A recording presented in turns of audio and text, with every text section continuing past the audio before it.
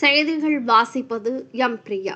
திருச்செந்தூர் சுப்பிரமணிய சுவாமி கோயிலுக்குள் செல்போன் கொண்டு செல்ல இன்று முதல் தடை விதிக்கப்பட்டுள்ள நிலையில் தீவிர பரிசோதனைக்கு பின்னரே பக்தர்கள் கோவிலுக்குள் அனுமதிக்கப்பட்டு வருகின்றனர். முருகனின் அறுபடை வீடுகளில் இரண்டாம் படை வீடாகவும் சிறந்த சுற்றுலா தலமாகவும் திருச்செந்தூர் சுப்பிரமணிய சுவாமி கோயில் விளங்கி வருகிறது. இந்த கோவிலுக்குள் நாள்தோறும் பல்லாயிரக்கணக்கான பக்தர்கள் வருகை தந்து முருகனை தரிசனம் செய்வதை வழக்கமாக கொண்டுள்ளனர். சென்னை உயர்நீதிமன்ற மதுரை கிளையில் ஏற்கனவே தாக்கல் செய்யப்பட்ட பொதுநல வழக்கின் அடிப்படையில் கடந்த 14/11/2022 முதல் செல்போன் கொண்டு செல்ல தடை நடைமுறையில் இருந்து வருகிறது.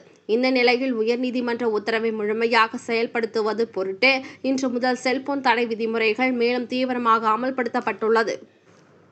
அதன்படி பொது தரிசன வரிசை, ரூபாய் கட்டண தரிசன வரிசை மற்றும் மூத்த குடிமக்களுக்கான சிறப்பு தரிசன வரிசைகளில் நவீன இயந்திரம் மூலம் கோவிலுக்குள் தரிசனத்திற்காக செல்லும் பக்தர்கள் அனைவரும் சோதனை செய்யப்படுகிறார்கள்.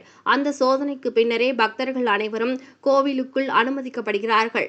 இந்த பணியில் கோவில் பணியாளர்கள் மற்றும் காவலர்கள் பாதுகாப்பு பணியில் ஈடுபட்டு வருகின்றனர். பக்தர்கள் தடையையும் மீறி உத்தரவையும் மீறி கோவிலுக்குள் செல்போன் கொண்டு சென்றால் பறிமுதல் செய்யப்படும் என்று ஏற்கனவே கோவில் நிர்வாகம் அறிவிக்கப்பட்டுள்ளது.